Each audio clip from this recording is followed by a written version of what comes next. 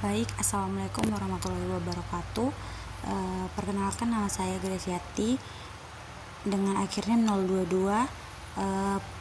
Yang terhormat Bapak Dr. Wirmi Eka Putra SMSI dan juga Miss Aninda Puji Adila MAK selaku dosen pengampu mata kuliah perpajakan 1. Baik, di sini saya akan memaparkan materi tentang pembukuan, pencatatan, pemeriksaan, penyidikan, dan sanksi pajak. Latar belakangnya yaitu Indonesia menerapkan self assessment system di mana wajib pajak menghitung sendiri kewajiban pajaknya. Untuk menjamin kepatuhan diterapkan aturan hukum, pemeriksaan, dan sanksi bagi yang tidak patuh.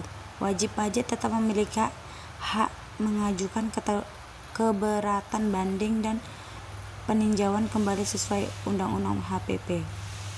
Definisi dan perbedaan mendasar pembukuan dan pencatatan. Pembukuan dan pencatatan adalah cara wajib pajak mencatat kegiatan usahanya dalam sistem self assessment. Yang pertama, pembukuan. Pembukuan dilakukan secara lengkap dan teratur, mencatat semua harta, kewajiban, modal, penghasilan, dan biaya untuk membuat laporan keuangan seperti neraca dan laba rugi. Ini wajib bagi wajib pajak badan dan orang pribadi dengan omset lebih dari 4,8 miliar per tahun.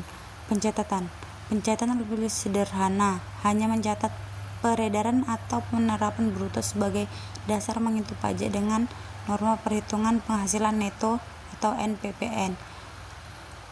Cara ini digunakan oleh wajib pajak orang pribadi dengan omset tidak lebih dari 4,8 miliar per tahun.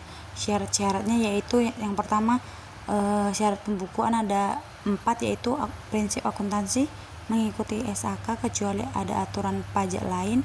Yang kedua, konsisten, harus tetap pada metode akrual atau kas, perubahan hanya dengan izin. Kemudian yang ketiga, bahasa dan mata uang, gunakan bahasa Indonesia dan rupiah kecuali diizinkan pakai Inggris dan dolar AS. Yang keempat yaitu dokumen disimpan di Indonesia selama 10 tahun.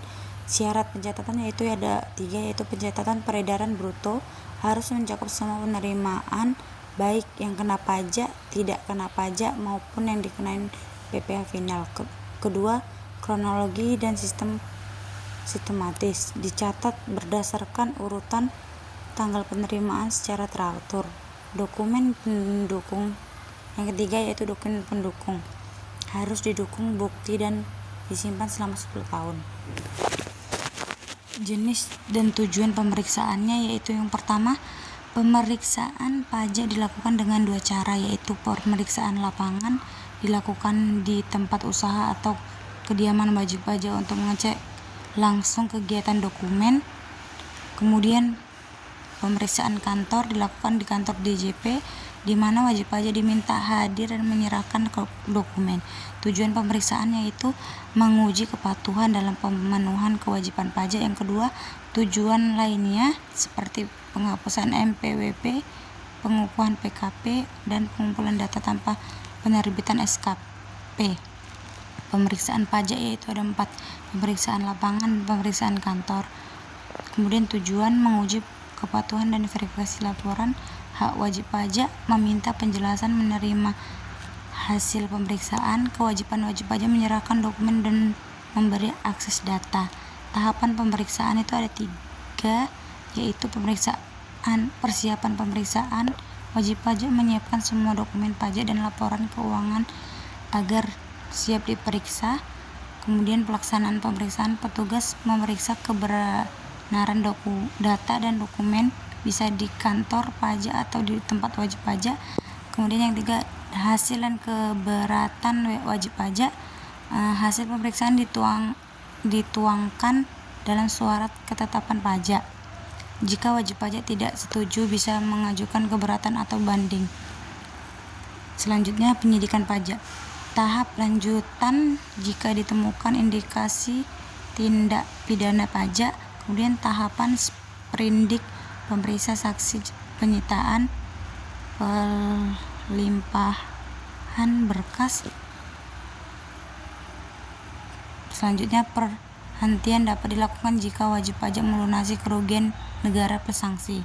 Sanksi pajak yaitu ada sanksi administrasi seperti bunga, denda, kenaikan. Kemudian sanksi pidana yaitu penjara atau denda berat untuk pelanggaran serius. Kemudian prinsip ultimum remedium itu seperti pidana adalah upaya terakhir.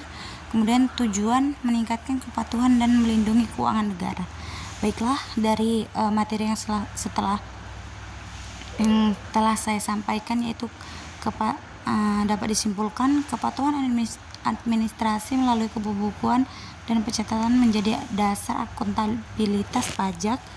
Pemeriksaan dilakukan untuk mengawasi kepatuhan dan pelanggaran serius dapat berujung pada penyidikan serta sanksi administratif atau pidana. Wajib pajak memiliki hak untuk mengajukan keberatan banding dan peninjauan kembali.